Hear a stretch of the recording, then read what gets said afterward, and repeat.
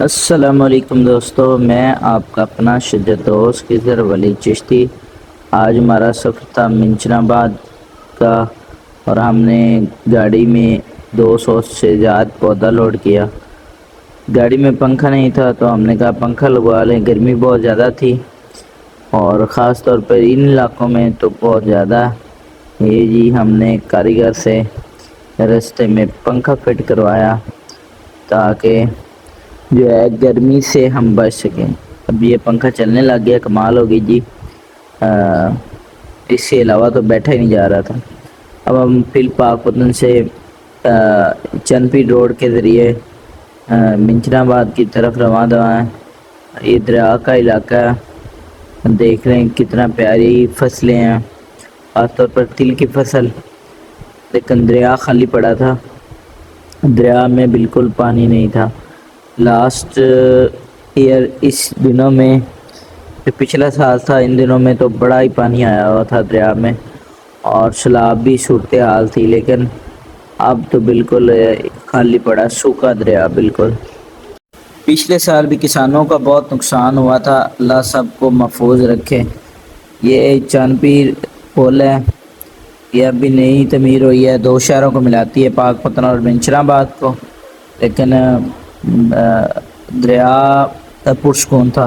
اب ہم منچن آباد شہر میں پہنچ چکے ہیں، ہماری گاڑی کا ٹائر بلاسٹ ہو چکا تھا، تو اب ہم یہاں سے گاڑی کے ٹائر کو پنچر لگوا رہے تھے۔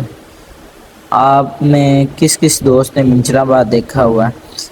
اب ہم اپنے دوست شہزاد جویہ کے گھر میں پہنچ چکے تھے، ہم نے کھانا کھایا، اور یہ شہزاد جویہ صاحب کے فارم پہ ہم پودے ان لوڈ کر رہے تھے، جو ہم نے ادھر پودے لگانے ہیں، جو پودے دینے ہیں۔ یہ مقامی 200 خوبصورت پودا اس میں شامل ہے۔ اس کے بعد یہ ہم نے یہ بارڈر کے ایریے کا وزٹ کیا، اور پھر ہم نے واپسی کی راہ لی کیونکہ شام ہونے والی تھی۔ لیکن یہاں بڑے پیارے درخت لگے ہوئے تھے، میں نے کہا آپ کو دکھا دوں۔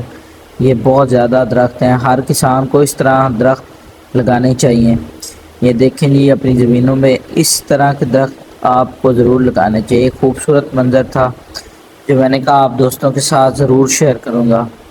یہ واپسی کا راستہ تھا، اور یہ جناب فوٹر یا پتہ نہیں اس نہر کا کیا نام ہے، یہ ساری خالی پڑی تھی۔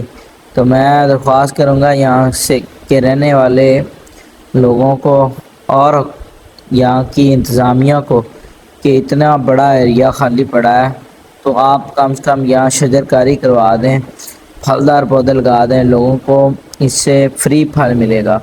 یہ کوئی 10 کلومیٹر کا ایریا تھا جو بالکل خالی پڑا تھا، جس پر ایک آدھا کوئی پودا وہ بھی شاید نظر آئے، باقی یہ خالی پڑا تھا۔